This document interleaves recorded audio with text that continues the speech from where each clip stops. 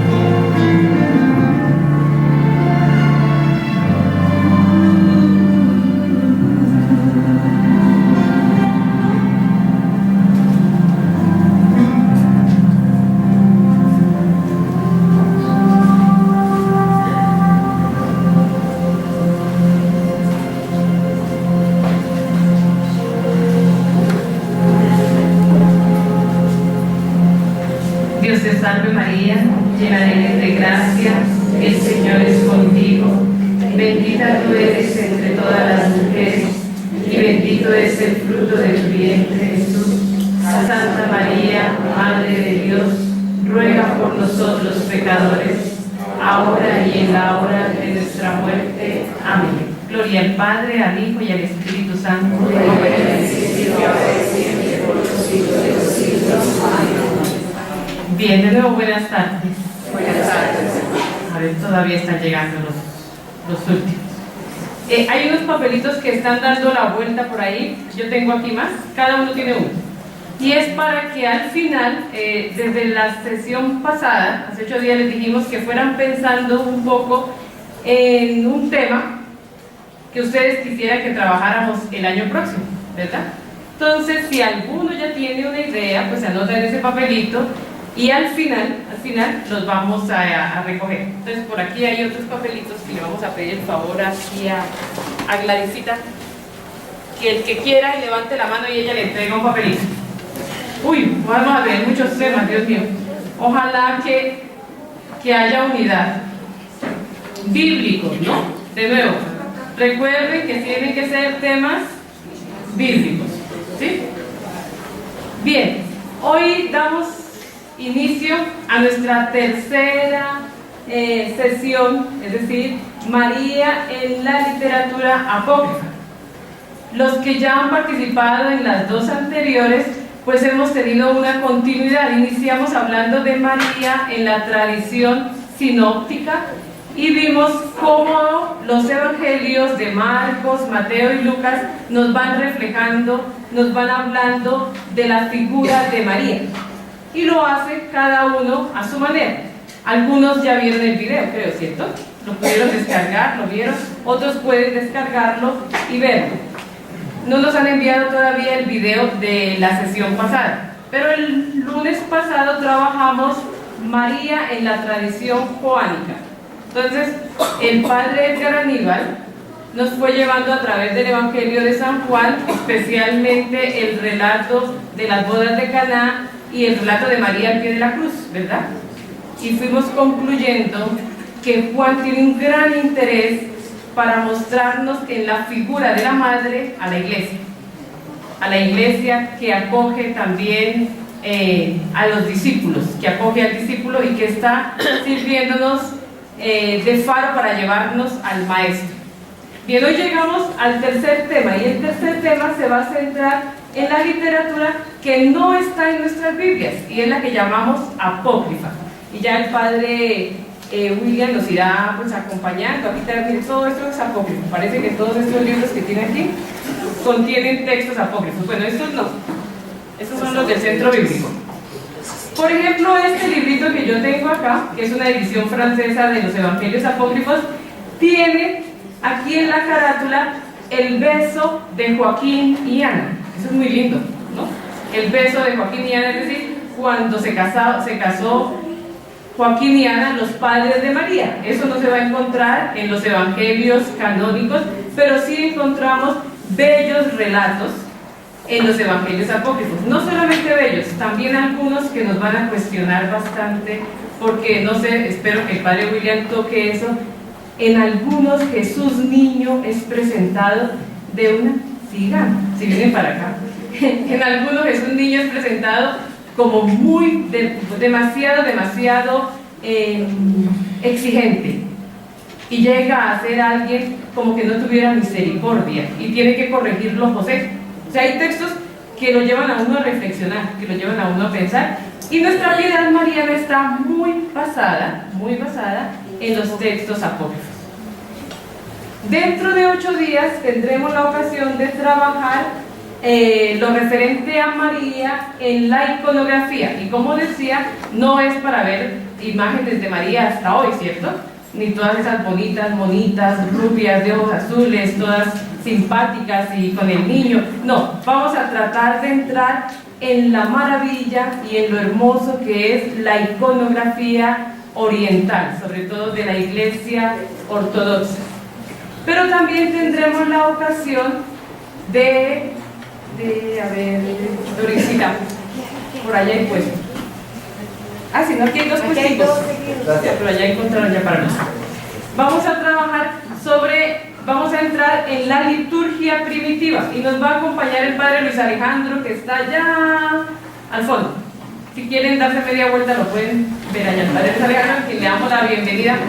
Él es profesor también aquí, es un profesor especializado en liturgia, es doctor en Sagrada Liturgia y está aquí con nosotros y nos va a guiar, también nos va a acompañar para que descubramos a María en la liturgia de las primeras comunidades cristianas. Es algo interesante, ¿cierto? A lo mejor no rezaban el rosario, lo más seguro es eso, pero ¿cómo nacen nuestras oraciones marianas? Lo más seguro es eso, que no rezaban rosario. Bien, entonces, así vamos a darle la bienvenida, que el Padre Julián va a salir por esa puerta en este momento. Va a hacer su aparición para que nos acompañe con el tema de María la Apóstoles.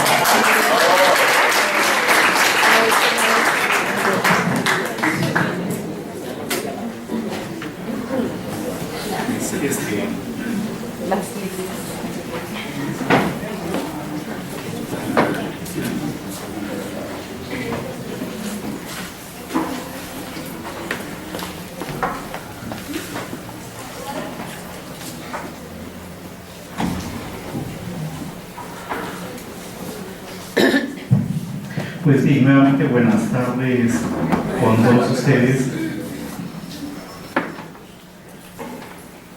Como ya saben, voy a compartirles algo relacionado con María en la literatura apócrifa. Sin embargo, voy a dividir mi compartir básicamente en dos partecitas. Una primera parte será algo así como una presentación en general, una introducción muy básica y muy general de lo que es la literatura apócrifa, y en un segundo momento lo que haré será básicamente leer los textos apócrifos. Es probable de que muchos de nosotros estemos, por ejemplo, familiarizados con narraciones apócrifas sin saber que son apócrifas, ¿verdad? Entonces, junto a Jesús crucificaron a dos bandidos, uno bueno, que se llamaba ¿cómo? Sí. ¿Y dónde está ese nombre? En los apócrifos. Ese está en los textos canónicos, ¿no? El nombre de Dimas sí aparece en los textos canónicos. ¿Y cómo se llamaba el otro? Gestas. Ese sí que no está en los textos canónicos, ese está en los textos apócrifos.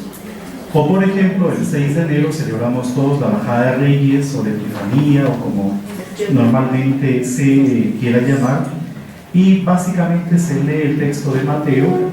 Sin embargo, no se tiene en cuenta Mateo, porque si tuviésemos en cuenta Mateo, los magos no son ni reyes, ni son tres, ni se llaman Melchor, Gaspar o Baltasar. Toda esa información viene justamente de los apócrifos. Los apócrifos son los que dicen que son tres.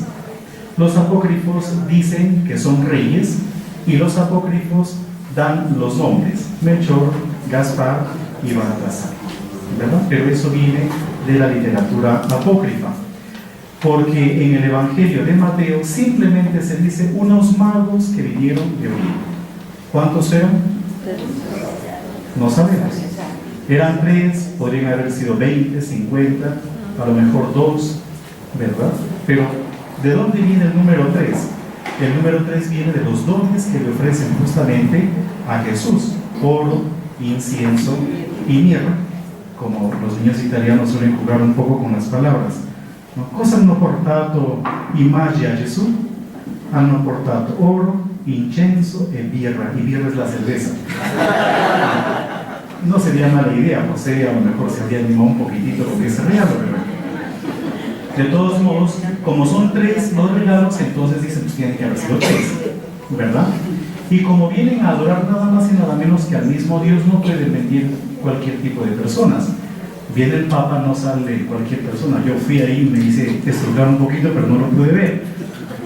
Sin embargo, el alcalde, el presidente, los obispos pues, estuvieron todo el tiempo con él, ¿verdad? Entonces, si el que nace es Dios, ¿cómo cualquier persona va a ir a adorarlo? No, tienen que ser reyes. Esto que les acabo de compartir, medio en broma y medio en serio, ya nos permite de una u otra forma hacer nuestro ingreso a la literatura apócrifa. ¿Qué cosa es la literatura apócrifa? La palabra apócrifo viene de dos palabras griegas, de la palabra apó y de la palabra cripto. Los que saben griego ya sabrán más o menos de por dónde va la cosa. De cripto viene cripta, lo que nosotros conocemos como cripta, ¿verdad? Literalmente la palabra apócripto significa cosa escondida o cosa oculta. Eso es lo que la palabra apócrifo significa en un primer momento. Algo que está escondido, algo que está oculto. Pero ¿en qué sentido podemos nosotros, ya hablando de la literatura en general, decir que se trata de una literatura apócrifa o no? Resulta que la palabra apócrifo va a tener como tres momentos. Yo les comparto por lo menos tres momentos de empleo de esta palabra. En un primer momento, la literatura apócrifa era una literatura perteneciente normalmente a grupos secretos, a grupos cerrados, a grupos mistéricos. Ellos manejaban una literatura propia para ellos que no tenían por qué saber otros, ¿verdad? Un grupo normalmente acusado de secreto, en la actualidad, por ejemplo, es la masonería. Entonces podríamos decir que son como textos propios de ese grupo de personas. Es en realidad una especie de literatura básicamente de uso privado, de tipo privado, para un grupo cerrado también. Por eso, nuevamente, el empleo de la palabra apócrifo, escondido, oculto, solamente para nosotros. Pero con el paso del tiempo, esto que en un primer momento significaba lo que les acabo de mencionar, pasó a adquirir otra significación u otra característica. Y la otra significación o característica era que los textos apócrifos, considerados como apócrifos, tenían un origen dudoso, un inicio dudoso, un carácter dudoso. Por lo tanto, se debía mirar con desconfianza. No se le podía leer como si se tratase de un libro, pues bueno, hay que desconfiar de él. Es decir, lo que en un primer momento significaba un texto cerrado, para un grupo cerrado, con el paso del tiempo la palabra apócrifo adquiere también la significación de no certeza, algo dudoso, de lo que hay que desconfiar en realidad, ¿verdad? Hay que desconfiar de aquello cuya certeza no nos consta a nosotros. Con el paso del tiempo, y básicamente para el ámbito cristiano, para los cristianos, la palabra apócrifo va a tener otra connotación. Y la otra connotación es un texto cuyo autor es desconocido por un lado, y al mismo tiempo un texto que desarrolla temas ambiguos. Y eso ya dice mucho. Entonces, un texto que no sabemos por quién fue escrito, por un lado, y en segundo lugar, que nos presenta una temática que es un poco ambigua. No sabemos si está diciéndonos lo correcto, si nos está falseando la información. Por ese motivo, la palabra apócrifo, y eso es básicamente lo que permanece hasta nosotros, terminará significando una especie de escrito que está impregnado de herejía, un escrito que a la larga termina siendo poco recomendable, es decir, no lo leo. Es más, en algunas ocasiones se los quemará y en otras ocasiones se prohibirá con penas severas a quienes los lean. Esa es un poco la evolución del término apócrifo, de la palabra apócrifo, pasando por distintos significados, desde lo más antiguo y lo más propio, que estaba en relación con un grupo más cerrado, hasta justamente pasar a ser un texto sospechoso de herejía y por lo tanto poco recomendado. Obviamente, cuando hablamos de apócrifos, estamos hablando de apócrifos de todos los libros de la Biblia, es decir, hablamos de apócrifos del Antiguo Testamento y también apócrifos del Nuevo Testamento. Y en los apócrifos del Antiguo Testamento pues, tenemos profetas apócrifos, tenemos literatura sapiencial apócrifa, entre otras cosas más.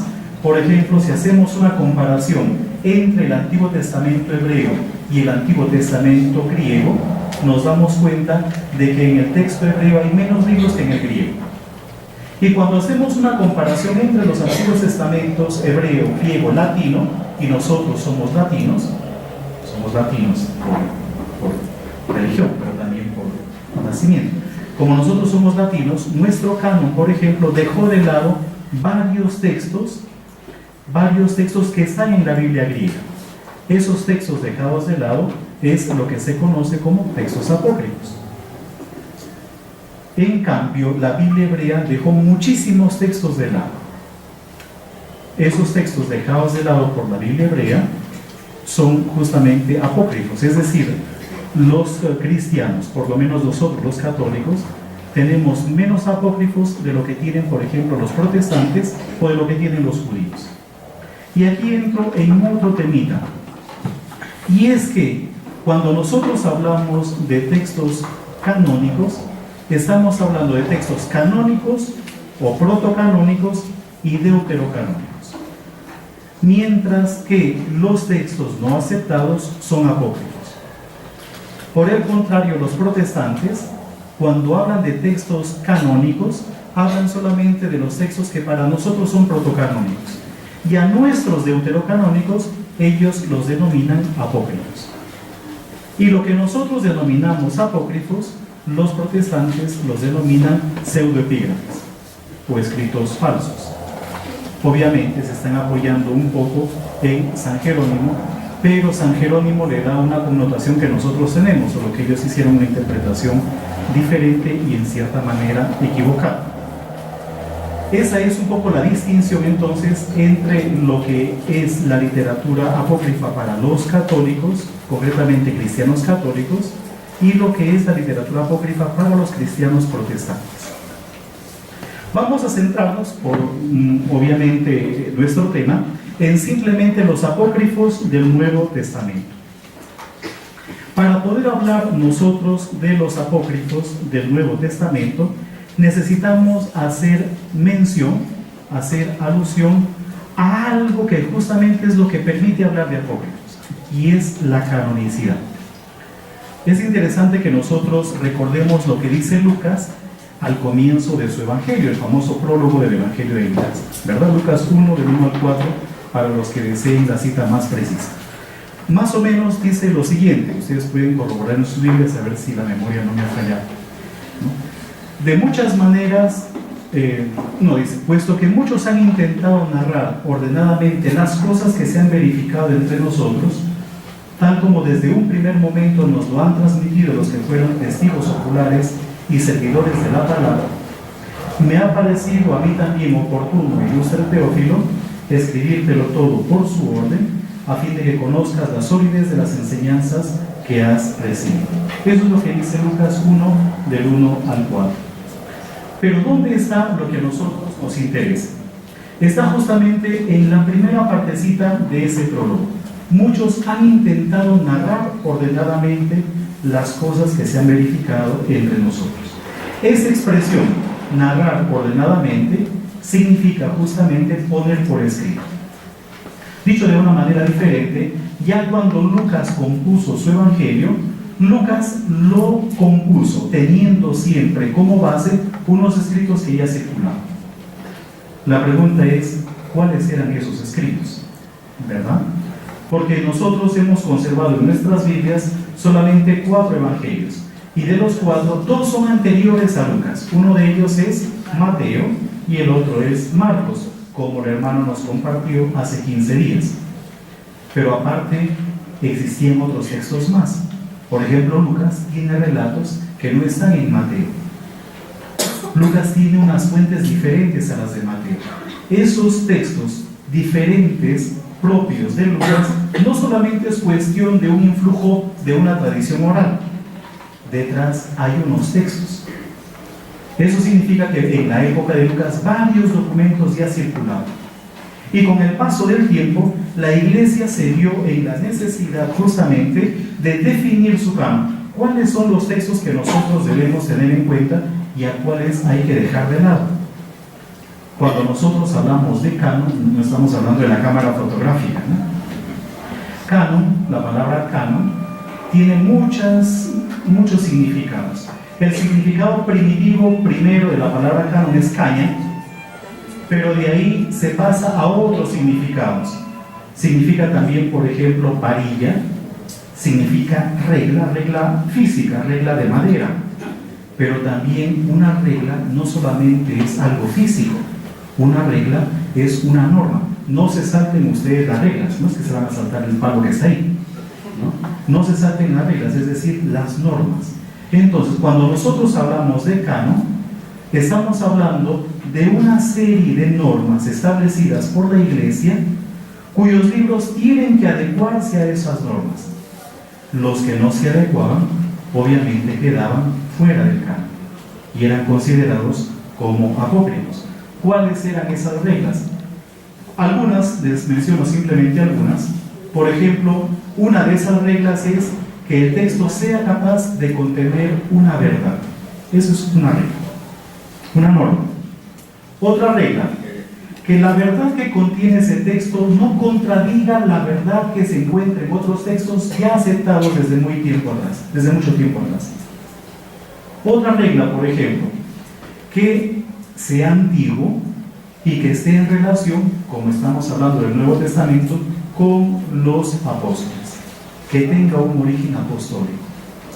Otra regla, otra norma, que sea un texto empleado por diversas comunidades, utilizado por diversas comunidades. Cuando ya la Iglesia fue creciendo, comenzarán a hacer sínodos, y en los sínodos lo que harán será: en tu iglesia, ¿cuántos libros tienen? ¿Y por qué tienen esos libros? ¿Desde cuándo tienen esos libros? ¿Cómo se sienten con esos libros? Es decir, otro criterio será el que goce de algún tipo de reconocimiento en las diferentes iglesias, de aceptación en las diferentes iglesias. Otro criterio que también se tendrá en cuenta está en relación con la liturgia. Si el texto era o no era empleado en la liturgia. Orígenes, un padre de la Iglesia del siglo II, dice lo siguiente: al lado de los evangelios recibidos por la Iglesia, otros muchos compusieron evangelios, sin estar estos revestidos por el Espíritu Santo. O sea, ya se comienza a crear otro criterio, y es el de la inspiración. Pero miren lo interesante de la afirmación de Orígenes: al lado de los evangelios recibidos por la Iglesia, otros muchos compusieron evangelios, sin estar estos revestidos por el Espíritu Santo. Estos textos, según Orígenes, son nada más y nada menos que obra de los herejes. Eso es lo que dice. El canon va a comenzar a ser fijado más o menos en el siglo IV. Hacia el siglo IV, V, comienzo del siglo V, nosotros ya tenemos más o menos certeza de cuál es nuestro canon. No oficial, sino de manera regional. Están los sínodos de Hipona, los sínodos de Cartago y otros más, en donde por lo menos de modo regional se va estableciendo el canon de las Escrituras. Yo quiero leerles a ustedes un pasaje que se encuentra en la historia eclesiástica de Eusebio de Cesarea. Es un libro que yo les recomiendo para sus bibliotecas o a nivel personal. Es un libro extraordinario porque trae referencias a los padres de la Iglesia. Muchos de los padres de la Iglesia que son citados por Eusebio de Cesarea, pues escribieron, pero desgraciadamente sus escritos se perdieron. Miren lo que dice sobre los evangelios, concretamente, y no solamente los evangelios, sino el Nuevo Testamento en general. Dice lo siguiente Eusebio de Cesarea. Él está haciendo una especie de recuento de lo que los padres anteriores a él han ido diciendo con respecto a las Sagradas Escrituras. Dice lo siguiente en el libro tercero, en lo que más o menos podríamos decir es el capítulo 25. ¿Ya?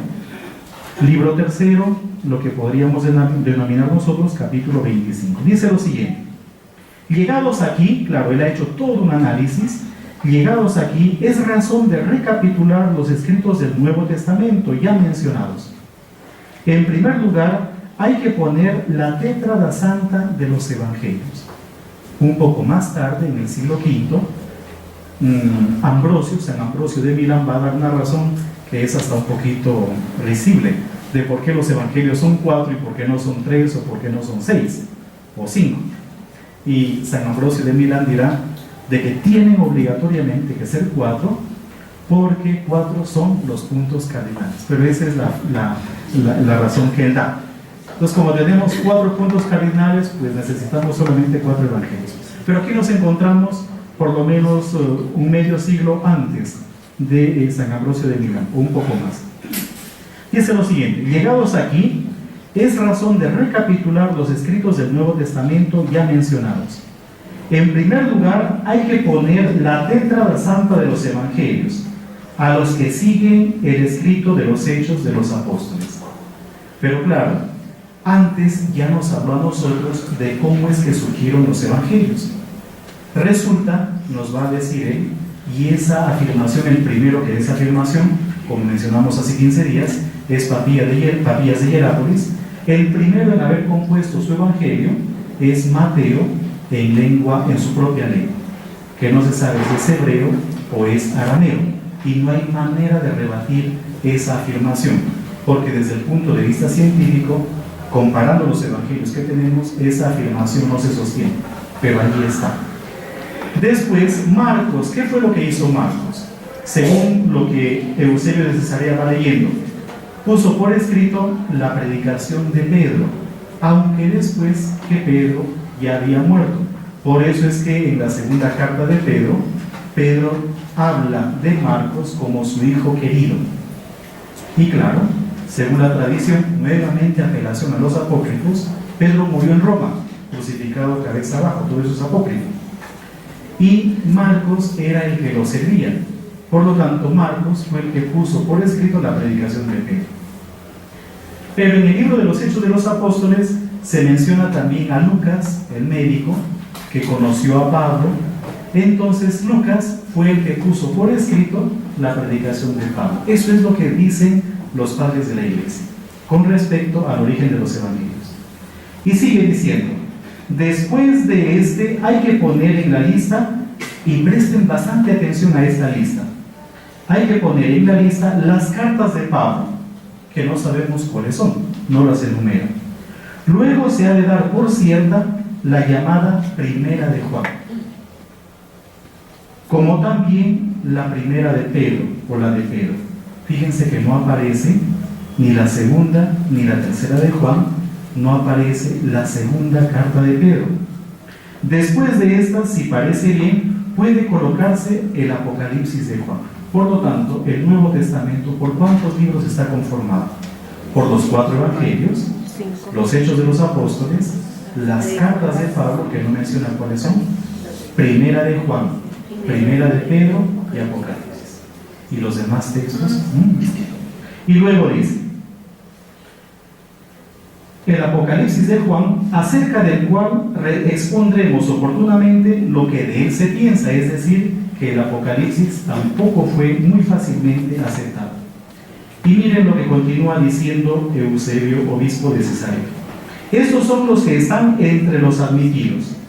De los libros discutidos, en cambio, que sin embargo son conocidos de la gran mayoría, ahí hay otro criterio, el criterio de conocimiento, de difusión del documento y de aceptación. Dice: tenemos la carta llamada de Santiago. La carta de Santiago es un documento discutido. La segunda de Pedro, así como la que se dice ser segunda y tercera de Juan. En la época de Eusebio de Cesarea eran documentos discutidos, ya sean del evangelista, ya sean de otro con el mismo nombre. Es decir, la segunda y la tercera de Juan, ya desde por lo menos el siglo III, si no antes, estaban en duda la autoría juánica de esos documentos. Entre los espurios, entre los rechazados, entre los los que hay que dejar de lado. Entre los espurios, colóquense el escrito de los Hechos de Pablo, el llamado Pastor, el famoso Pastor de Hermas, y el Apocalipsis de Pedro, y además de estos, la que se dice carta de Bernabé y la llamada enseñanza de los apóstoles, la famosa Didache. Y aún, como dije, si parece, el Apocalipsis de Juan, es decir, el libro del Apocalipsis también fue en un primer momento rechazado. Algunos, como dije, lo rechazan, mientras otros lo cuentan entre los libros admitidos. Mas algunos catalogan entre estos, es decir, entre los espurios, incluso el Evangelio de los Hebreos, en el cual se complacen muchísimo los hebreos que han aceptado a Cristo. Todos estos son libros discutidos. Pero hemos creído necesario tener hecho el catálogo de estos igualmente discutidos, distinguiendo los escritos que según la tradición de la Iglesia son verdaderos, genuinos y admitidos, de aquellos que, diferenciándose de estos por no ser testamentarios, sino discutidos, no obstante, son conocidos por la gran mayoría de los autores eclesiásticos, de manera que podemos conocer estos libros mismos y los que con el nombre de los apóstoles han propagado los herejes, pretendiendo que contienen, bien sean los evangelios de Pedro, de Tomás, de Matías, o incluso algún otro distinto de estos, o bien de los hechos de Andrés, hechos de Juan y de otros discípulos. Jamás uno solo entre los escritores ortodoxos juzgó digno el hacer mención de estos libros en sus escritos. No sé si se entendió todo lo que Eusebio nos está diciendo. Él está haciendo una lista y en la lista está colocando algunos como aceptados, otros como discutidos y otros como rechazados. Pero hay algo interesante que ella está diciendo, y es que los textos rechazados tienen nombres de apóstoles. Y aparte de tener nombres de apóstoles, son justamente algo así como trabajo de algunos herejes. Yo me voy a parar un poquito porque me cuesta leer lo que es. Por lo tanto, como les he comentado, más o menos hacia el siglo IV tenemos nosotros ya una fijación de una otra manera implícita de lo que es el canon de las Escrituras, aunque de manera oficial, sobre todo para la Iglesia Católica, el canon definitivo se va a realizar, se va a promulgar en el Concilio de Trento, en el siglo XVI. Hasta el siglo XVI, la Iglesia, hablando de Iglesia Universal, no tenía una lista definitiva de sus escritos. Por lo tanto, ¿qué son los apócrifos?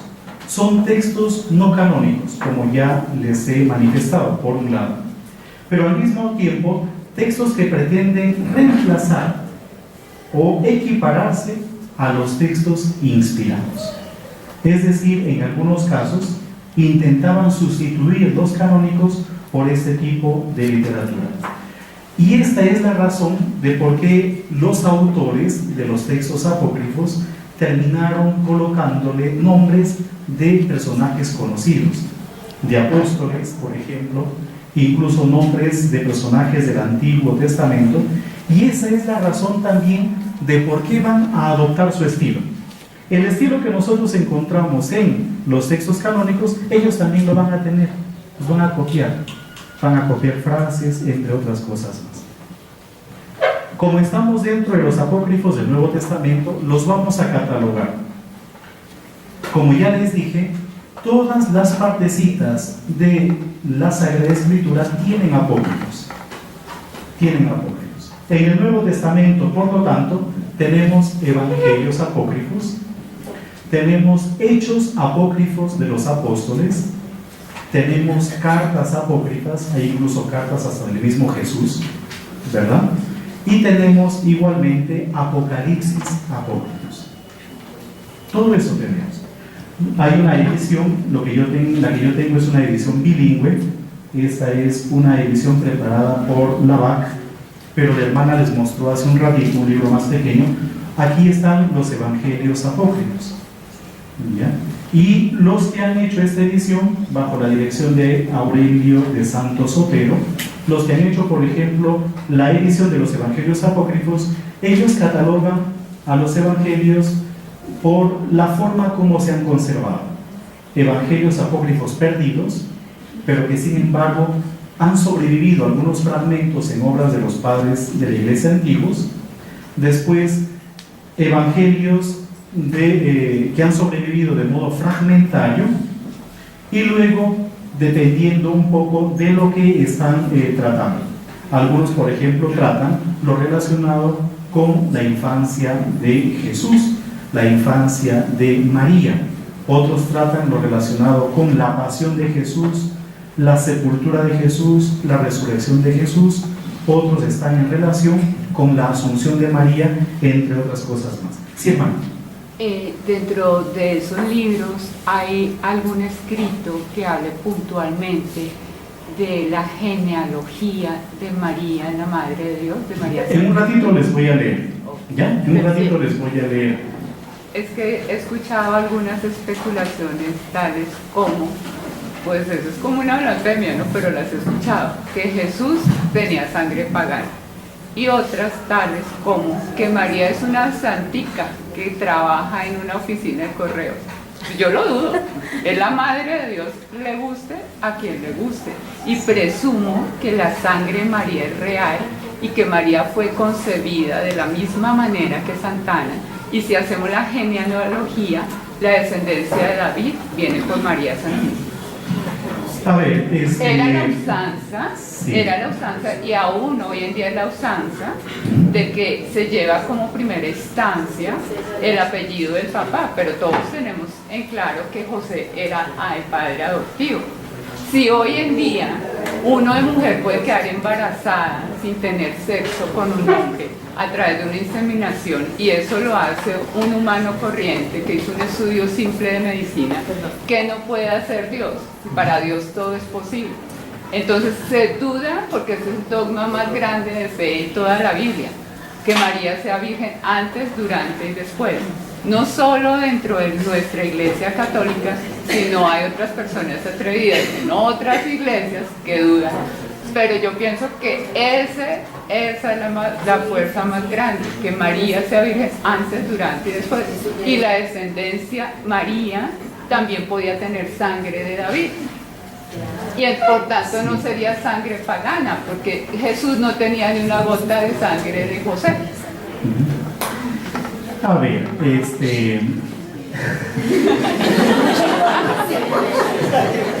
la primera cosa, miren, la primera cosa, eso de sangre pagana hay que tener cuidado, no es una herejía, y eso lo dijo el Papa en una homilía aquí en Bogotá, y eso es real. Y yo soy un poquito más atrevido, y yo no solamente digo que Jesús tenía sangre pagana, sino sangre pecadora, que es peor, ¿no es cierto? Y ahí está, yo creo, no el desamor a la Virgen, sino al revés, el infinito amor con el que Dios nos ha amado a nosotros, hasta el punto de asumir lo que cualquier otra persona o cualquier otro ser habría rechazado. Es decir, no solamente hay sangre pagana, que la hay. Si miramos la genealogía que nos presenta Mateo, en las venas de Jesús corre sangre hasta, esto que voy a decir es feo, pero es real, sangre bastarda, comenzando por Salomón. O sea, Salomón es un bastardo, ¿ya? Por eso, si usted lee la genealogía en el Evangelio de Mateo y lee la genealogía en el Evangelio de San Lucas, Lucas no presenta a Salomón. ¿Por qué no presenta a Salomón? O sea, ¿qué quiere ocultar Lucas al no presentar a Salomón? O que quiere dar a entender. Exactamente, ¿verdad? Pero Mateo, que está escribiendo para una comunidad judía, lo presenta. Es decir, ¿qué quiere mostrar entonces Mateo? El que debería haber negado todo eso es Mateo.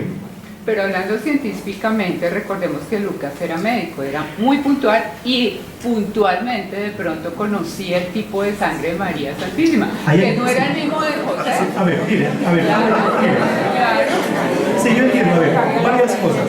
Es que Sí. la genealogía a la que usted, padre, hace referencia es una genealogía adoptiva, la que aparece en los textos bíblicos aprobados por la Santa Iglesia. No es es- adoptiva porque la de José, No es mas no es la adoptiva. real porque no está la de María. Sí, no es adoptiva. La genealogía que aparece en Mateo y la que aparece también en Lucas no es adoptiva. Es una genealogía artificial. Es decir que esa genealogía no existe en realidad. ¿Ya? ¿Por qué no existe? Porque lo que están haciendo los autores, tanto Mateo como Lucas, es simplemente, disculpen la palabra simplemente por favor, lo que están haciendo los autores es intentando hacer teología. Es decir, sería una pobreza que nosotros pensemos que la genealogía de Jesús está conformada por una genealogía, en el caso de Mateo, de 14 personas, ya por 3 veces. Eso es impensable. Además, lo que está haciendo, por ejemplo, intencionalmente Mateo, es cogiendo la genealogía que se encuentra en el libro de Ruth, al final, con lo que aparece también en los libros de las crónicas. Es decir, la genealogía de Mateo, me estoy saliendo un poquito del tema, pero es bueno clarificar eso. La genealogía de Mateo es a todas luces artificial, ¿ya? Y lo mismo, la genealogía de Lucas es artificial, que además es desde Jesús hacia atrás y que aparece en un lugar interesante. La genealogía de Lucas aparece después del bautismo de Jesús. Aparece la voz del cielo que dice: tú eres mi hijo, en quien me complazco. Otros manuscritos dicen: este es mi hijo, yo te he engendrado hoy, siguiendo el Salmo. Y luego de colocar esa afirmación, presenta la genealogía. ¿Y dónde termina la genealogía de Lucas? En Dios. Es decir, termina en Adán y termina en Dios. Entonces hay una intención detrás de Lucas, y es mostrar que Jesús es verdaderamente humano y verdaderamente Dios.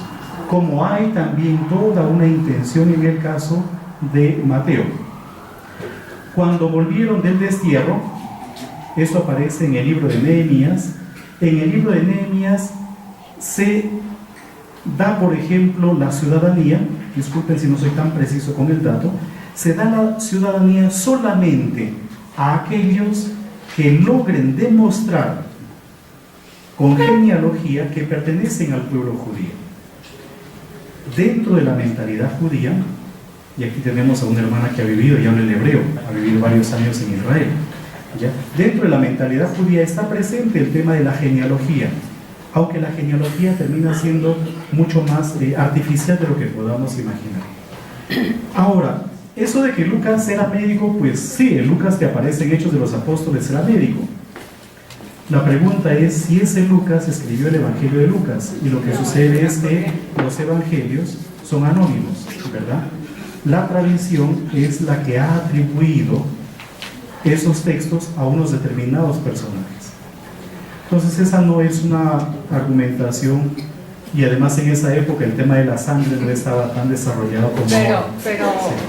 Pero no es ciencia ficción, porque inclusive muchos científicos, que la mayoría se dicen ser ateos, hacen estudios en los mantos, encuentran la sangre y descubren que es de una connotación especial. O sea, no es ciencia ficción, es algo muy científico.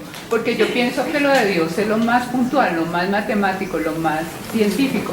Si usted ve, por ejemplo, se dice que Jesús murió a sus 33 años, ¿no? A las 3 de la tarde un viernes, y resucitó el domingo a las 12, hay 33 horas. ¿Sí? Entonces es matemática, fue creada la Biblia por una sola mente, que es la de Dios, que a través del Espíritu Santo iluminó a quienes las escribieron. Entonces no es especulación. Sí, pero sí, es decir, para no entrar en polémica, yo creo que hay que simplemente tener en cuenta hay que tener en cuenta también la forma como los autores han escrito los textos, ¿verdad? E interpretarlos no tan, en algunos puntos rigurosamente, porque los autores pueden estar diciendo mucho más de lo que nosotros leemos, ¿ya? Mucho más de lo que nosotros leemos en realidad, ¿sí? Pero muchas gracias por su... Sí, o sea, mi cuestión no es polémica, sino mi punto humano como ser humano y en especial mujer que soy. Sí. Y que muchas veces me identifico como Mariana a morir. Entonces, como mujer que soy, sé que sí se puede guardar la castidad, que se puede tener un hijo sin haber tenido intimidad con un hombre, ¿sí?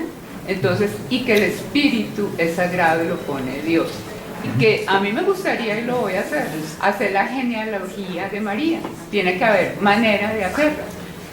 Sí, como le comenté, la fuente, por ejemplo, de Mateo al menos, es el libro de Ruth. ¿Ya? No, pero me gustaría la de María, es decir, María, Ana, que es su mamá, y sus antepasados. Ah, ya entendí. No, sí, pero sí está bien. Pero es que estamos en el tema de María, sí, estamos no hay en los problema. apócrifos. Sí. O sea, no estamos hablando, estamos en un texto mariano. Sí, creo que no estoy fuera de contexto. No, está muy bien, gracias por su aporte. Okay. Se podría hacer, sí, alguna genealogía. Ahorita van a aparecer algunos nombres cuando yo les lea los textos bíblicos, van a aparecer algunos nombres que pueden ser, pues, el punto de partida de lo que ustedes puedan. No sería mala idea realizar ese trabajo, ¿no? Volvamos a lo que les estaba comentando. Como ya les decía, los textos apócrifos del Nuevo Testamento pues están divididos en los temas que tenemos dentro del Nuevo Testamento. Entonces hay evangelios, hay hechos, hay epístolas también, hay apocalipsis. Y así como nosotros normalmente decimos que Mateo sirvió de base, que Marcos sirvió de base a Mateo, que Marcos, Mateo pudieron haber servido de base a Lucas, toda la problemática sinóptica, que medio un poquitito por cuestión de tiempo se abordó hace 15 días, los apócrifos también terminan influyendo en otros. En un ratito les voy a leer yo unos pasajes del protoevangelio de Santiago, un texto griego. Algunas partes de ese evangelio son muy antiguos, pero por ejemplo tenemos también lo que se conoce como el evangelio de Pseudo Mateo, que es un texto apócrifo latino. Entonces, cuando uno lee el protoevangelio de Santiago y después lee el evangelio del Pseudo Mateo, uno se da cuenta de que el Pseudo Mateo, el autor del Pseudo Mateo, ha copiado al protoevangelio de Santiago y lo está ampliando, cambia algunas cositas, modifica otros términos, seguramente adecuándolos a su ambiente, y eso es lo que hace que se pueda hablar de lo que les acabo de mencionar, es decir, los textos terminan influenciando a otros textos y han sobrevivido en distintas lenguas. Hay muchísimos textos apócrifos en griego y en latín, son las dos lenguas como en las que más se compusieron textos y que sirvieron de base igualmente para otras lenguas, pero también se han conservado textos apócrifos en copto, siriaco, árabe, etíope, armenio, eslavo, entre otras cosas más. Vamos a pasar ahora concretamente a los evangelios apócrifos. ¿Ya? Voy a ir como delimitando para ya entrar en la segunda parte de nuestro tema. Los evangelios apócrifos lo que hacen es básicamente dar a conocer la vida y la doctrina de Jesús, pero al mismo tiempo lo que hacen es presentar detalles que no aparecen en los textos canónicos. ¿Qué hizo Jesús, por ejemplo, desde que fue presentado en el templo, según el Evangelio de Lucas, hasta cuando ya fue bautizado? ¿Qué hizo durante ese tiempo? O por ejemplo, ¿qué hizo cuando era chiquito? ¿Iba a la escuela o no iba a la escuela? ¿Y cómo se comportaba en el colegio? ¿Era buen alumno? ¿Era mal alumno? ¿Era respetuoso o era malcriado? ¿Era travieso o era un niño sumiso? Claro, eso que yo les estoy presentando aquí, a manera de preguntas y medio para motivar un poco la reunión, se hacía a la gente en la antigüedad. Claro, ustedes no lo hacen porque ustedes cogen sus teléfonos inteligentes y ponen allí algún tema y les aparece un video. Y cuando no tienen sueño, pues prenden la computadora o sus teléfonos y hacen exactamente lo mismo. Pero imagínense en la antigüedad, cuando el día comenzaba, cuando salía el sol y terminaba cuando el sol caía, ¿verdad? Y si por la noche había insomnio y el niñito no podía dormir, la mamá tenía que contarle cuentos.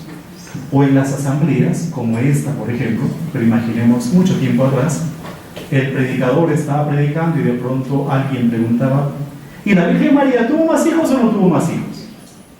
¿Cómo se llamaban los papás de la Virgen María o los papás de José? ¿Y el niño trabajaba o no trabajaba? ¿Y era un buen trabajador o no?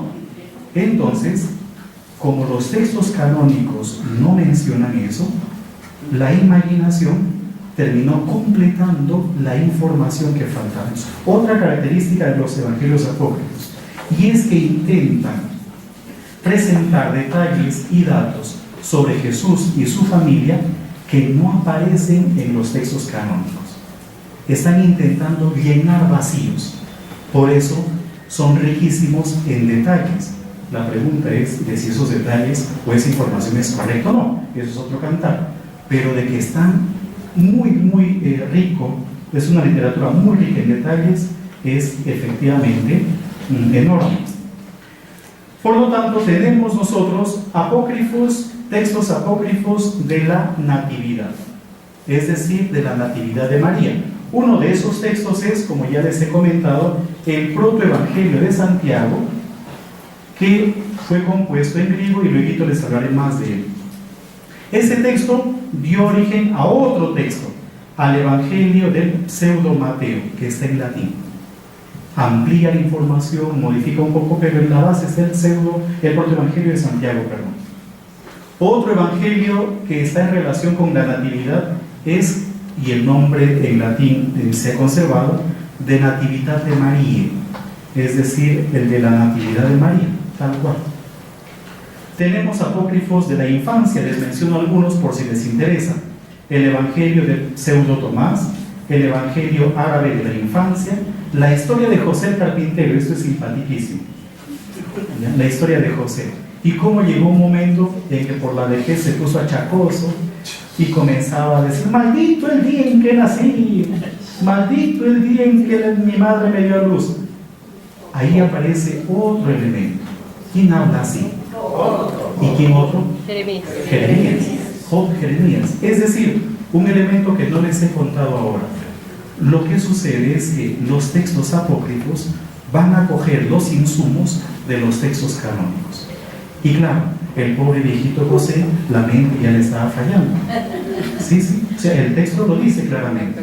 En su vejez, y va a morir en brazos de Jesús y en brazos de María, porque es un viejito. ¿Y de dónde sacan ustedes que José era un viejito? ¿Sí? Realmente que José debió haber tenido unos 15 años, pero en la literatura apócrifa, y tiene su razón de ser también, lo presentan como un viejito achacoso. Después tenemos igualmente apócrifos de la Pasión, por ejemplo, el fragmento de Acmín, o conocido como Evangelio de Pedro. Tenemos las actas de Pilatos, tenemos también el Evangelio de Bartolomé, y un texto que no coloqué en mis apuntes, el famoso libro del gallo. Libro del gallo, bueno, así, el libro del gallo, literalmente. ¿Y por qué se llama libro del gallo? Porque resulta que el gallo que cantó cuando Pedro negó a Jesús, lo estaban cocinando. Ustedes les falta fe, por eso sí. Yo me lo creo todo. Entonces, este gallo que estaba ya en la olla, paila, ya viene paila, estaba en la olla, sacudió las alas, salió de la olla y comenzó a contar lo referente a Jesús. Ustedes se ríen, eso es materia de confesión. Ahora, tenemos también nosotros textos, por ejemplo, asuncionistas, ¿verdad? Tenemos textos asuncionistas. El libro de San Juan Evangelista, la homilía de San Juan de Tesalónica, la narración de José de Arimatea. Yo no les estoy colocando todos los textos, sino simplemente algunos. Tenemos cartas de Jesús, cartas o correspondencia entre Jesús y Abgaro. Jesús escribió su carta. Claro. Según los apócrifos. Y escribía con una letra muy bonita.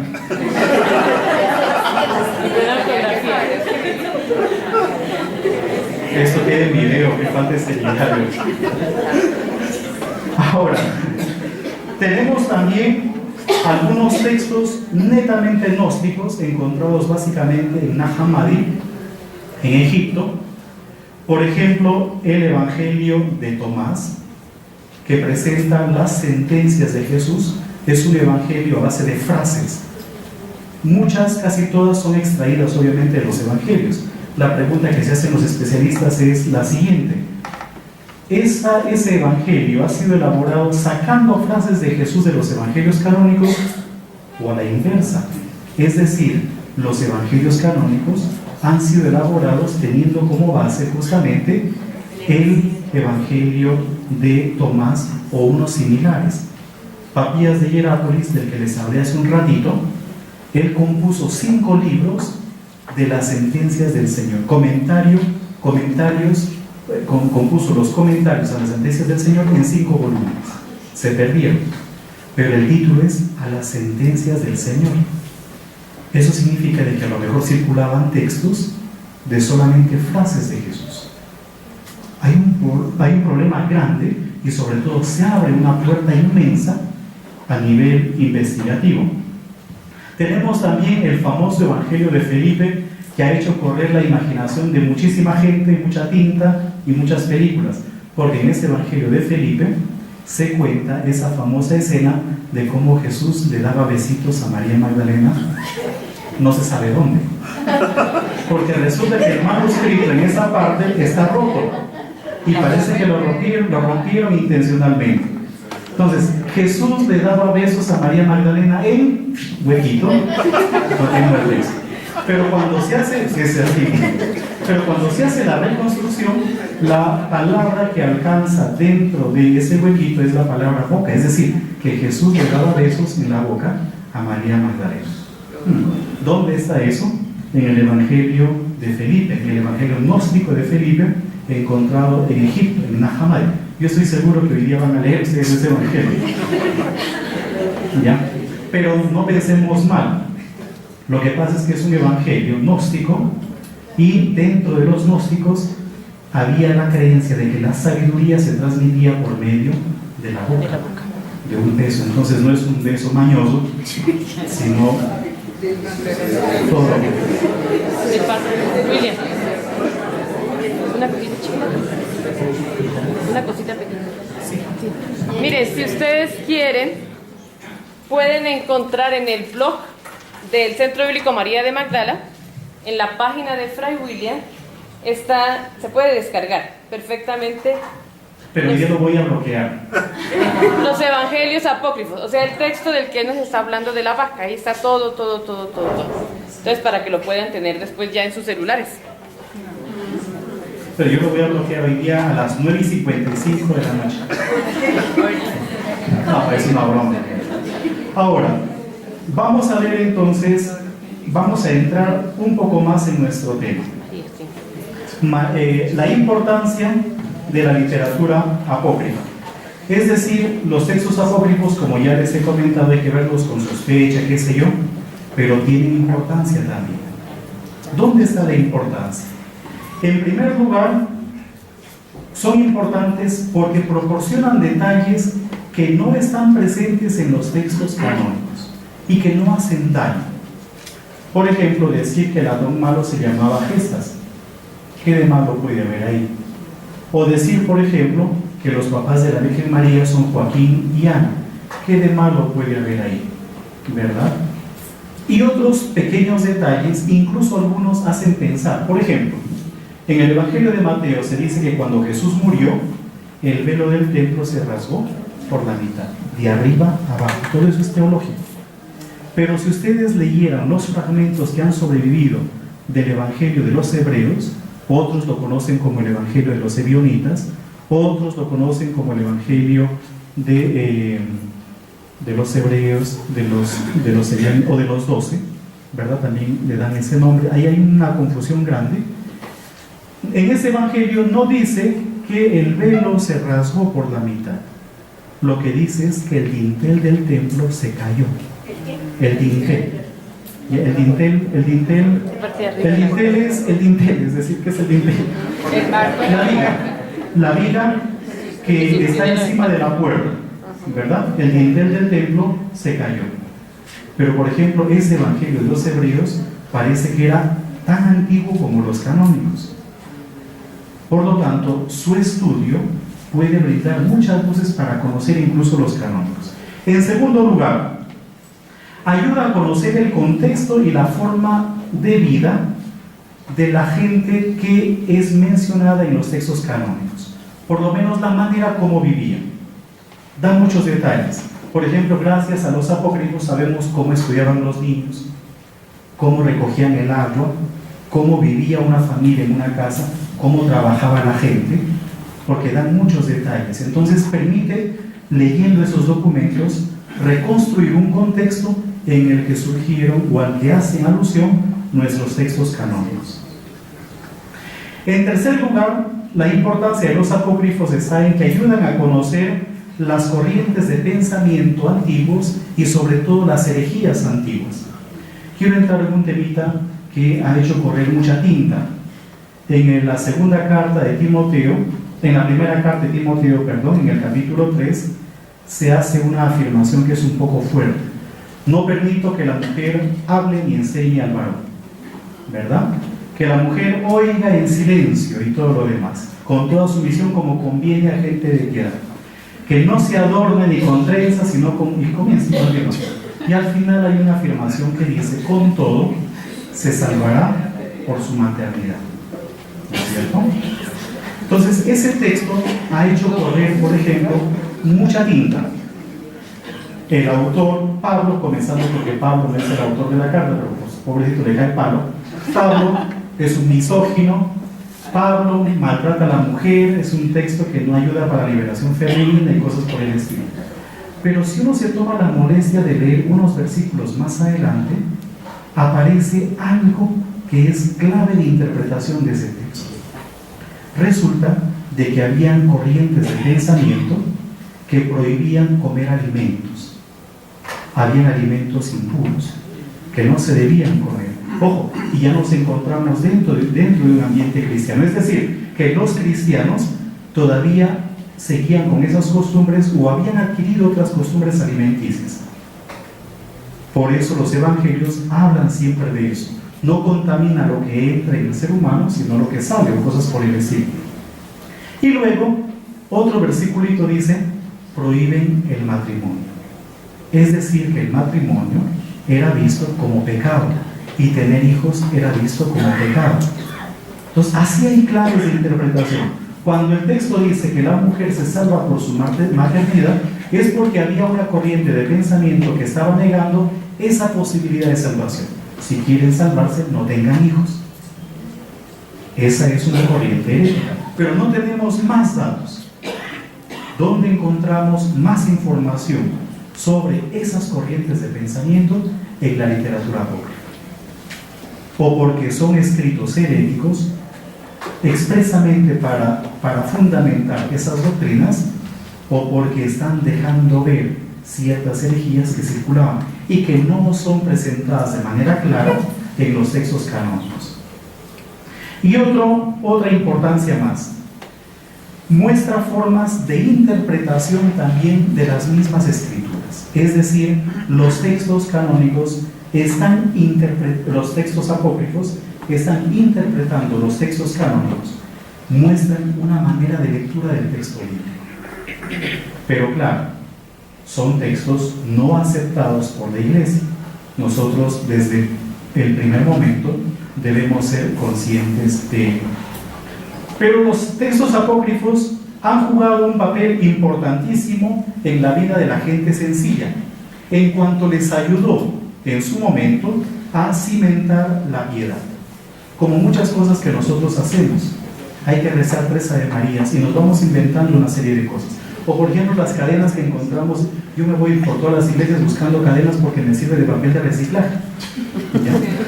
Eso por ejemplo es en el fondo un intento de cimentar, de aumentar la piedad de la gente, distorsionado, lo que ustedes quieran.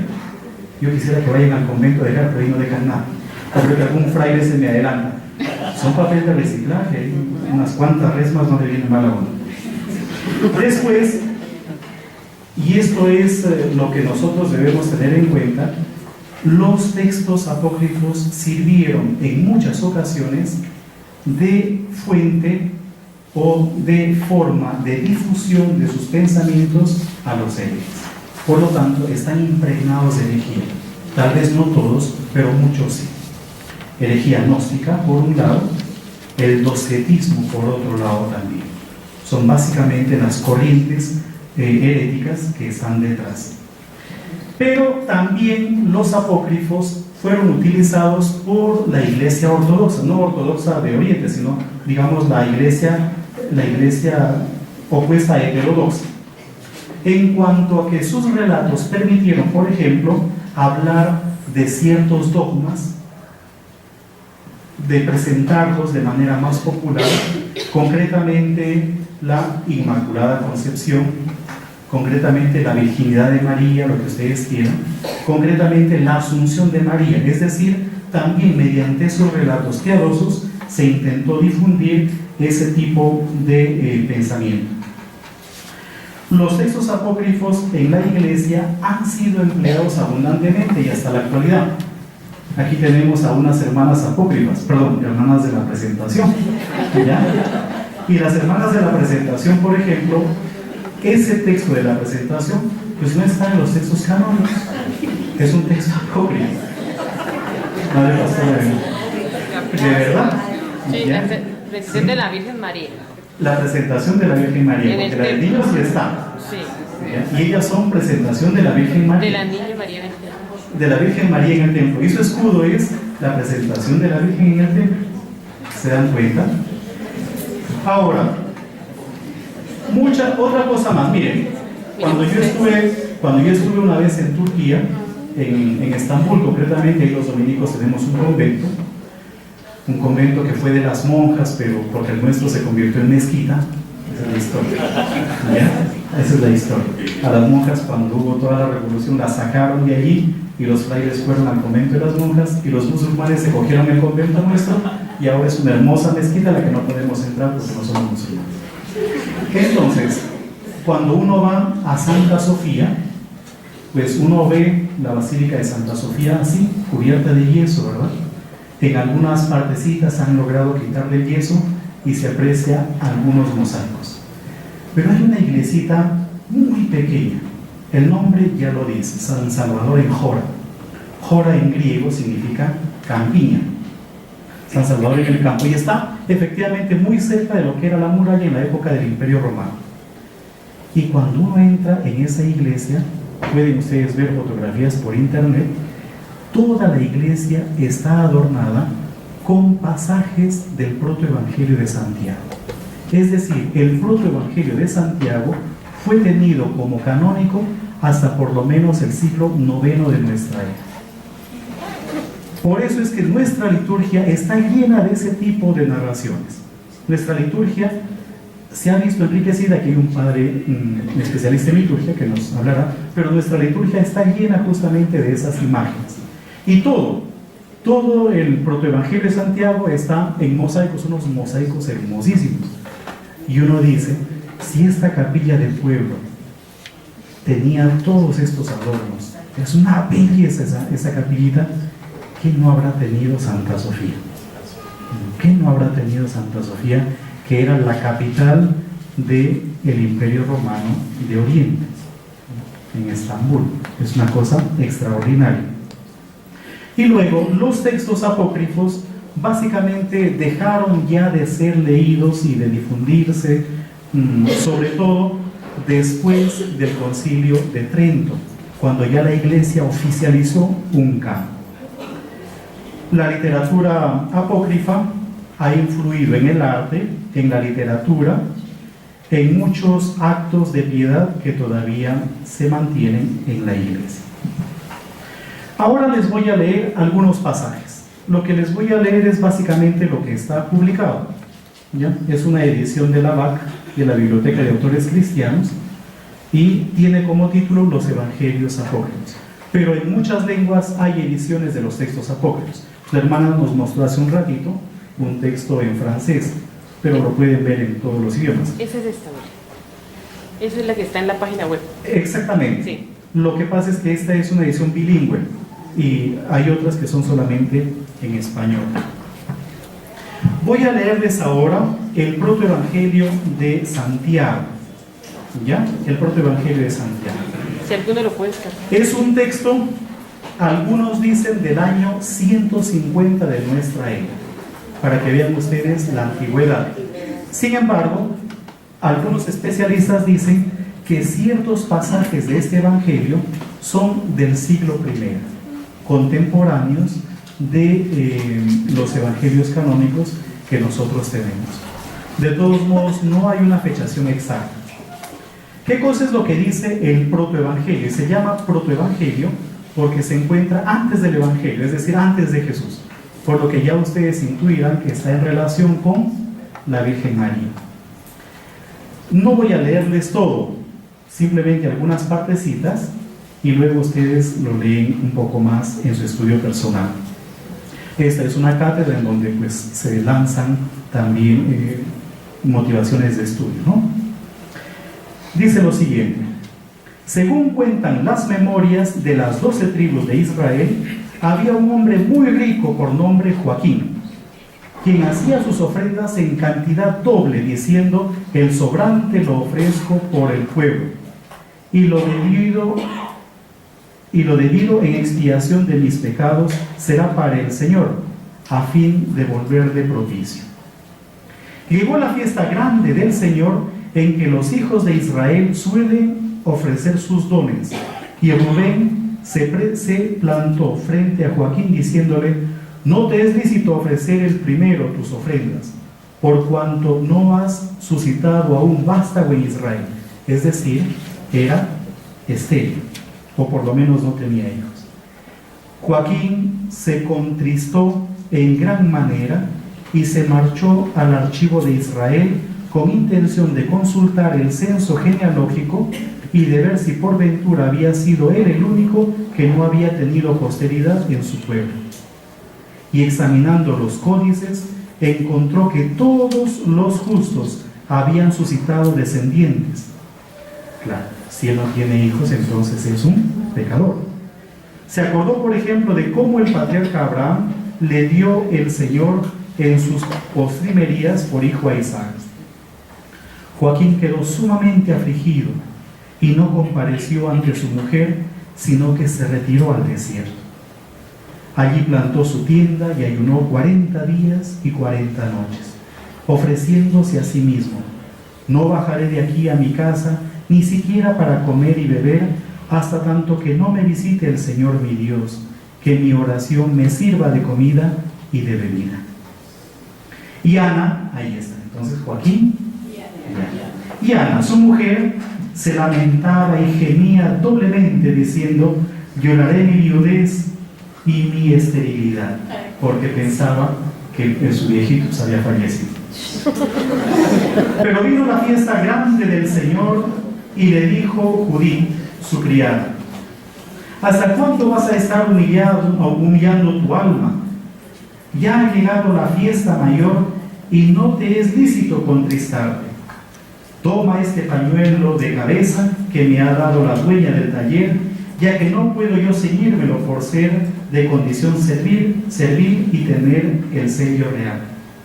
Y dijo Ana: apártate de mí, pues no he hecho yo tal cosa, y además el Señor me ha humillado demasiado como para que me lo ponga. No sea que algún malvado te lo haya dado y hayas venido a hacerme también a mí cómplice del pecado. Replicó Judith: ¿para qué te voy a maldecir yo si ya el Señor te ha herido de esterilidad, no dándote fruto de Israel? Y Ana aunque afligida en extremo, se despojó de sus vestidos luctuosos, se hizo el tocado, tomó sus vestidos de boda y sobre la hora nona bajó al jardín para pasear. Allí vio un laurel, se sentó a su sombra y oró al Señor diciendo: oh Dios de nuestros padres, óyeme y bendíceme a mí de la manera que bendijiste el seno de Sara, dándole como hijo a Isaac. Y habiendo elevado sus ojos al cielo, vio un niño de paja, vio un nido.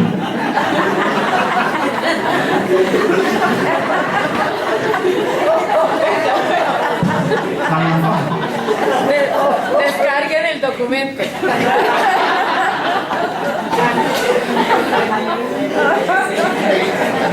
Es que estoy traduciendo del griego. Si quieren les leo en griego. Bueno, volvamos. Y habiéndose elevado sus ojos al cielo, vio un nido de pájaros en el laurel y se lamentó de nuevo entre sí diciendo: ay de mí, ¿por qué habré nacido y en qué hora habré sido concebida? He venido al mundo para ser como tierra maldita entre los hijos de Israel. Estos me han colmado de injurias y me han barrido del templo de Dios. Ay de mí, ¿a quién me asemejo yo? No a las aves del cielo, puesto que ellas son fecundas en tu presencia, Señor. Ay de mí, ¿a quién me parezco yo? No a las bestias de la tierra, pues aún estos animales irracionales son prolíficos ante tus ojos, Señor. Ay de mí, ¿con quién me puedo comparar? Ni siquiera con estas aguas, porque aún ellas son fértiles ante ti, Señor. Ay de mí, ¿a quién me he igualado yo? Ni siquiera esta tierra, porque también ella es feraz, dando sus frutos oportunamente, y te bendice a ti, Señor. Loado seas mi Señor, diría San Francisco, pero todavía no nacía. Y allí que se presentó un ángel de Dios diciéndole: Ana, Ana, el Señor ha escuchado tu ruego, concebirás y darás a luz, y de tu prole se hablará en todo el mundo. Ana respondió: vive el Señor mi Dios, que si llego a tener algún fruto de bendición, sea niño o niña, lo llevaré como ofrenda al Señor y estará a su servicio todos los días de su vida. Similar a la mamá de Samuel. Nuevamente, los apócrifos entonces están recibiendo los insumos de los textos canónicos. Y sigue: entonces vinieron dos mensajes con este recado para ella: Joaquín, tu marido, está de vuelta con sus rebaños, pues un ángel de Dios ha descendido hasta él y le ha dicho: Joaquín, Joaquín, el Señor ha escuchado tu ruego. Baja pues de aquí, que Ana, tu mujer, va a concebir en su seno. Y habiendo bajado Joaquín, mandó a sus pastores que le trajeran 10 corderas sin mancha. Y estas, dijo, serán para el Señor, y 12 terneras de leche. Y estas, dijo, serán para los sacerdotes. ¿Cómo no se repite esta costumbre? Finalmente, 100 cabritos para todo el pueblo. Y al llegar Joaquín con sus rebaños, estaba Ana en la puerta. Esta, al verlo venir, echó a correr y se abalanzó sobre su cuello, diciendo: ahora veo que Dios me ha bendecido copiosamente, pues siendo viuda, dejo de serlo, y siendo estéril, voy a concebir en mi seno. Y Joaquín reposó aquel primer día en su casa. Por lo tanto, tenemos una concepción sin concurso de varón, que es en el fondo lo que sucede en el Antiguo Testamento. La esterilidad es vista como una preparación para poder comprender la encarnación de Jesús. Al día siguiente, ya al ir a ofrecer sus dones al Señor, se decía entre sí: conoceré que Dios me va a hacer propicio si llego a ver el efod del sacerdote, el bolsillo que tenía en donde colocaba los urim y los tumim, que servían normalmente para la adivinación o para la interpretación de los oráculos. Ahora veo que el Señor ha tenido a bien condonarme todos mis pecados. Y descendió Joaquín justificado del templo. Entonces, Y se le cumplió a Ana su tiempo, y el mes noveno alumbró, y preguntó a la comadrona: ¿qué es lo que he dado a luz? Y la comadrona respondió: una niña. Entonces Ana exclamó: mi alma ha sido hoy enaltecida. Y reclinó a la chinita no dice, eso es en Colombia, y reclinó a la niña en la cuna. Habiéndose transcurrido el tiempo marcado por la ley, Ana se purificó, dio el pecho a la niña y le puso por nombre Miriam. María, ¿no es cierto? Y dio a luz la niña, y día a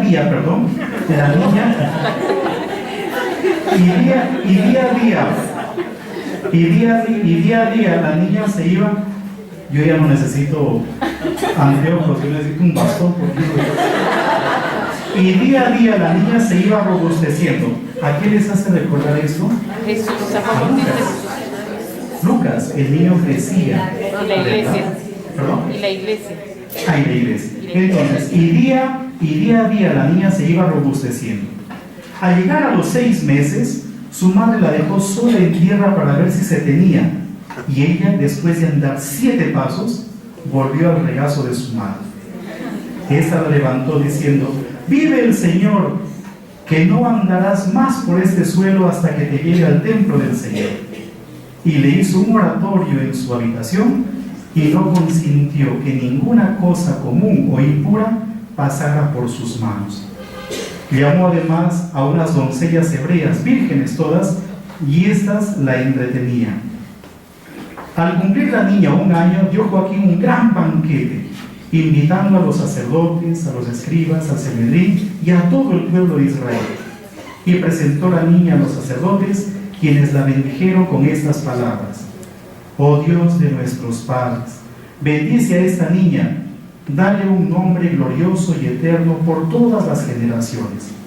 A lo cual respondió todo el pueblo: así sea, amén. La presentó también Joaquín a los príncipes de los sacerdotes, y estos la bendijeron así: oh Dios altísimo, pon tus ojos en esta niña, otórgale una bendición cumplida, que esas que excluyen las ulteriores. Y me voy a saltar un poco para leerles otras cosas, ¿verdad? Dice, hasta el capítulo 8: bajaron sus padres llenos de admiración, alabando al Señor Dios, porque la niña no se había vuelto atrás, es decir, ya la llevaron al templo. A los 3 años de edad. A los 3 años de edad. Y María permaneció en el templo como una palomita, recibiendo alimento de manos de un ángel. El ángel bajaba y le daba comida. Yo intenté poner en práctica esto y no. Pero al llegar a los 12 años, los sacerdotes se reunieron para deliberar, diciendo, atentos a esto, ¿ya? He aquí que María ha cumplido sus 12 años en el templo del Señor. ¿Qué habremos de hacer con ella para que no llegue a mancillar el santuario? Es que puede enamorarse, ¿no es cierto? Y dijeron al sumo sacerdote: tú que tienes el altar a tu cargo, entra y ora por ella, y lo que te dé a entender el Señor, eso será lo que hagamos. Y el sumo sacerdote, endosándose el manto de las 12 campanillas, entró en el Sancta Sanctorum y oró por ella. Mas he aquí que un ángel del Señor se apareció diciéndole: Zacarías, Zacarías, sal y reúne a todos los viudos del pueblo. Ojo, por eso a José lo presentan como. Entonces miren, que venga cada cual con una vara. Y aquí están retomando ¿qué texto del Antiguo Testamento? Aarón, la vara de Aarón. La vara de Aarón. Y luego dice lo siguiente, ¿verdad? Que venga cada cual con una vara, y de aquel sobre quien el Señor haga una señal portentosa, de ese será mujer. Salieron los heraldos por toda la región de Judea, y al sonar la trompeta del Señor, todos acudieron. José, ahí entra en escena el viejito José. José, dejando su hacha, se unió a ellos, y una vez que se juntaron todos, tomaron cada uno su vara y se pusieron en camino en busca del sumo sacerdote. Este tomó todas las varas, penetró en el templo y se puso a orar. Terminado que hubo su plegaria, tomó de nuevo las varas, salió y se las entregó, pero no apareció señal ninguna en ellas, mas que al coger José la última, y aquí que salió una paloma de ella, y se puso a volar sobre su cabeza. Entonces los sacerdotes dijeron: a ti te ha cabido en suerte recibir bajo tu custodia a la Virgen del Señor. José replicó: tengo hijos y soy viejo. ¿Por qué? Porque se va a hablar de los hermanos de Jesús. Entonces es un texto que intenta salvaguardar la virginidad de María, y los hermanos de Jesús son por parte de José. Eso es interesante. ¿Ya? José replicó: tengo hijos y soy muy viejo. Y soy viejo, no dice muy viejo, soy viejo. Mientras que ella es una niña, no quisiera ser objeto de risa por parte de los hijos de Israel. Entonces el sacerdote repuso: teme al Señor tu Dios y ten presente lo que hizo con Datán, Abirón y Coré, cómo se abrió la tierra y fueron sepultados en ella por su rebelión. Y teme ahora tú también, José, no sea que sobrevenga esto mismo a tu casa. Y él, lleno de temor, la recibió bajo su protección. Después le dijo: te he tomado del templo, ahora te dejo en mi casa y me voy a continuar mis construcciones. Entonces el Evangelio, les abrevié un poquito, nos presenta a José trabajando lejos, sobre todo en Cesarea Marítima. Él es constructor, albañil, y eso significa de que nunca vivió con María. Una prueba más de que María no conoció varón. Y les abrevio por cuestión de tiempo, porque me faltan bastantes cositas. Va a llegar el momento en que María esté encinta. Pero ¿dónde recibe el anuncio del ángel? Según este evangelio, lo recibe en un pozo de agua, mientras ella fue a sacar agua. Por eso, cuando ustedes vayan a Nazaret, se van a dar cuenta de que hay dos tradiciones en Nazaret. Una tradición es la que está bajo el cuidado de los ortodoxos, y hay un pozo justamente. Ustedes entran por una capilla que es muy bonita, llena de iconos, y luego llegan a un pozo, porque ellos se están apoyando en este texto. La Iglesia Ortodoxa bebió mucho de este texto, que, como les comentaba, hasta por lo menos el siglo IX lo leía en la liturgia.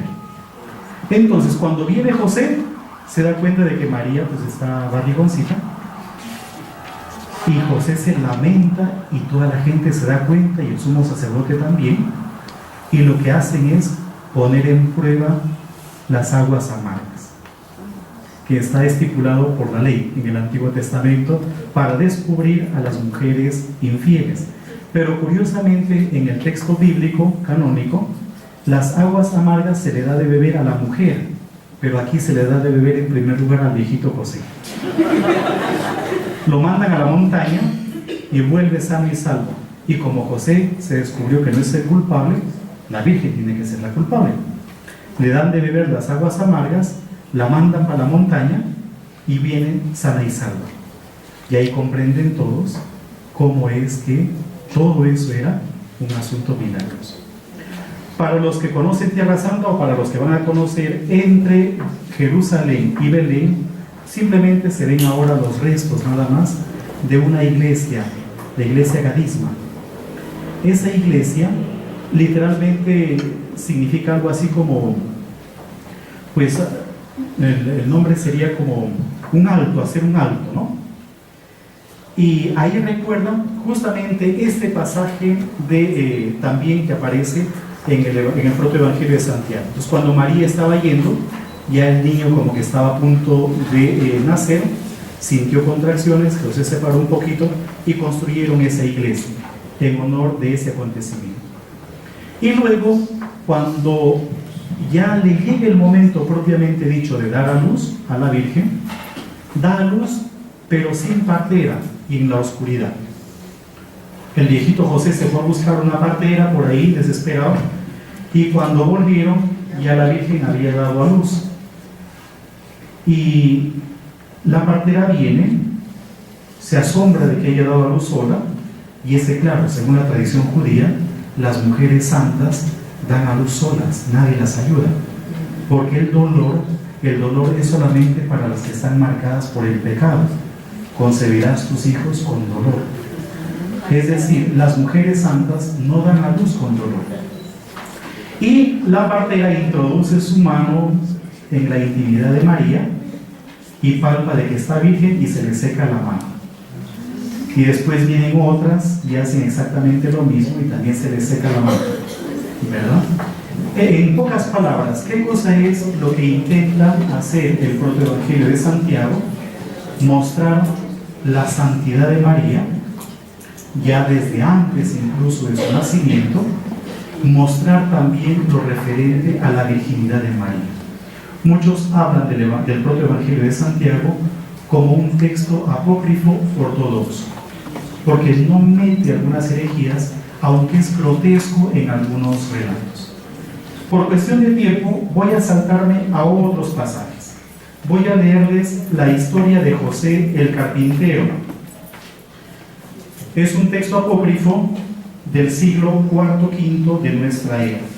Ya les voy a leer un párrafo pequeñito, sobre todo los achaques del viejito José.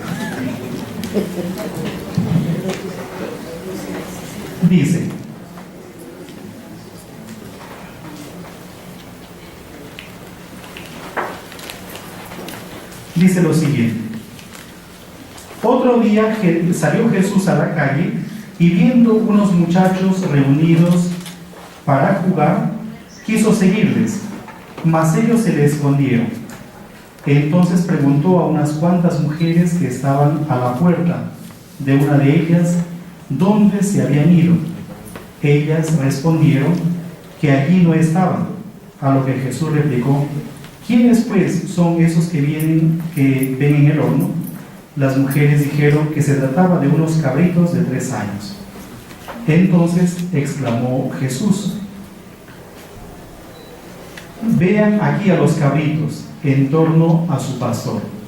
Nada más pronunciar estas palabras, salieron los muchachos en forma de cabritos y se pusieron a triscar en su alrededor. Viendo esto, las mujeres se llenaron de admiración y de temor y se echaron a los pies de Jesús diciendo: oh Jesús, Señor nuestro, Hijo de María, tú eres de verdad el pastor de Israel. Ten compasión de las siervas que están ante ti y que nunca lo dudaron, pues tú, oh Señor, has venido a curar y no a perder. Yo voy a leerles un poquito más.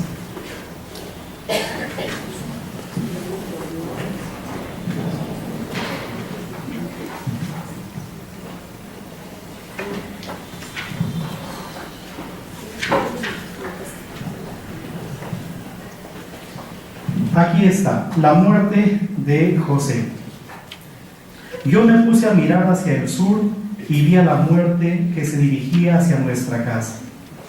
Iba seguida de Amenti, que es su instrumento, y del diablo, a quien acompañaba una multitud indigente de satélites vestidos de fuego, cuyas bocas vomitaban humo y azufre.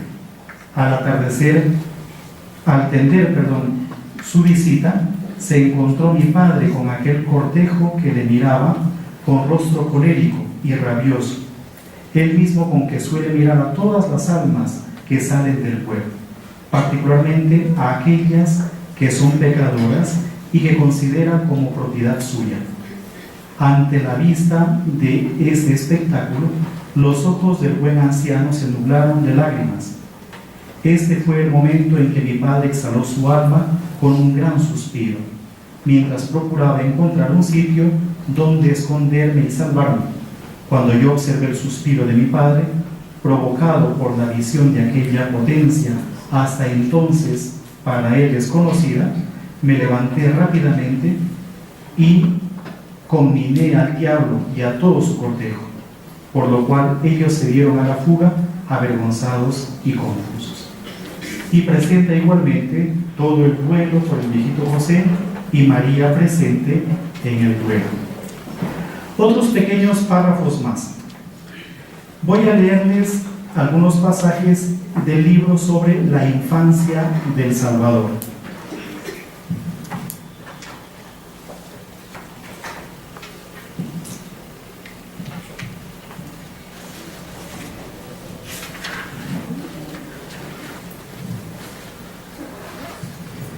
Dice, sucedió en cierta época que muchos niños iban en seguimiento de Jesús para divertirse en su compañía.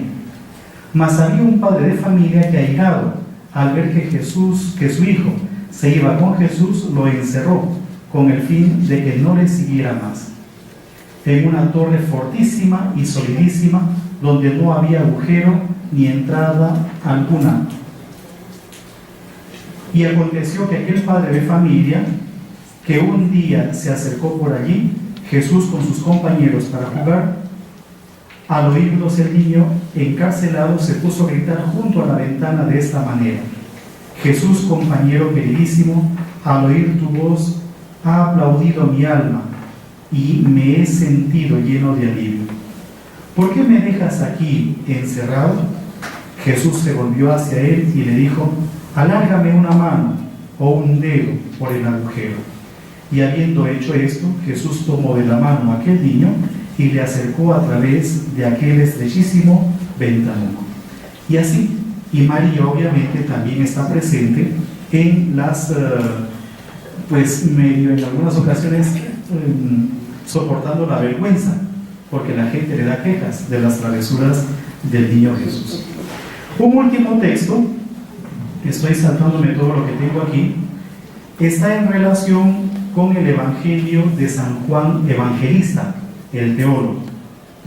Y es un evangelio apócrifo asuncionista, tiene que ver con la asunción de María. Es un evangelio de por lo menos el siglo IV, V de nuestra era.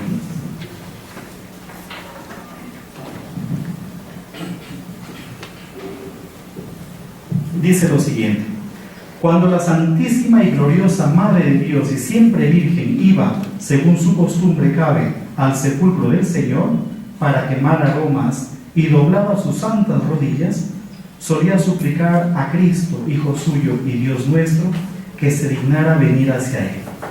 Es decir, la Virgen iba al sepulcro, como nos vamos nosotros en peregrinación. Mas al notar los judíos la asiduidad con que se acercaba a la sagrada tumba, se fueron a los príncipes de los sacerdotes para decirles: María viene todos los días al sepulcro. Estos llamaron a los guardias que habían puesto allí con objeto de impedir que alguno se acercara a orar junto al sagrado monumento, y empezaron a hacer averiguaciones sobre si era verdad lo que con relación a ella se decía. Los guardias respondieron que nada semejante habían notado, pues de hecho Dios no les permitía percatarse de su presencia. Les digo brevemente de qué trata este evangelio.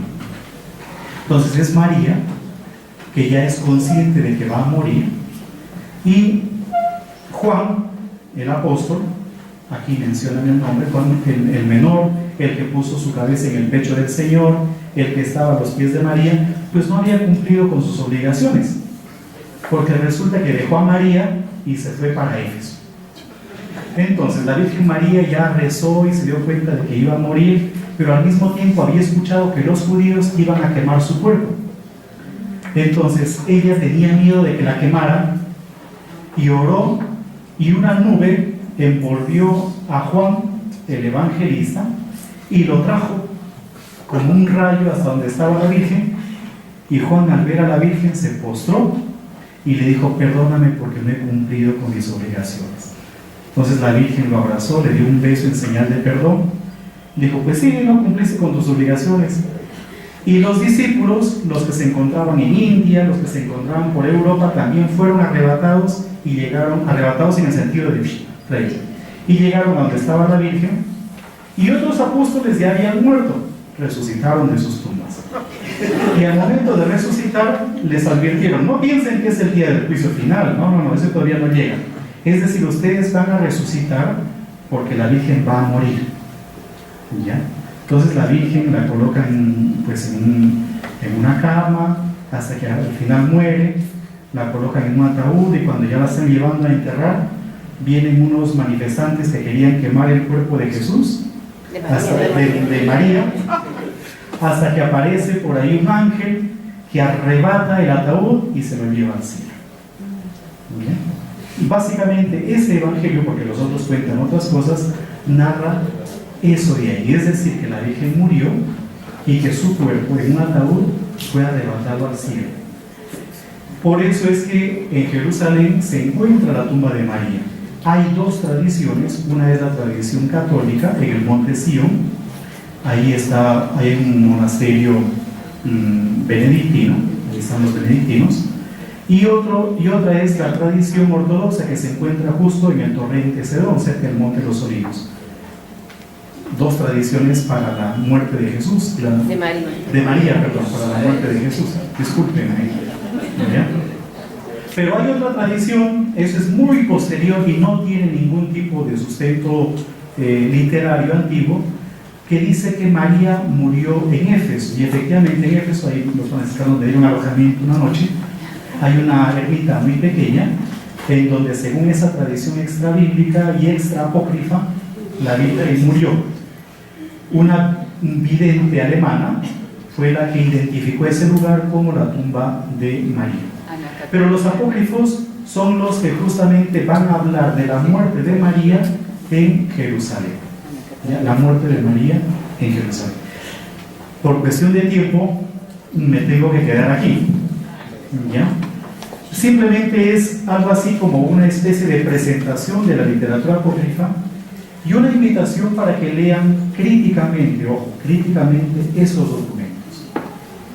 Su estudio es importante para nosotros, pero con espíritu crítico. No podemos asumirlos o aceptarlos en su totalidad. No se olviden que muchos de ellos han servido de publicidad y de medio de difusión para las corrientes o los pensamientos o las ideas heréticas. Es simplemente un aperitivo esto, que espero sea de utilidad. Muchas gracias.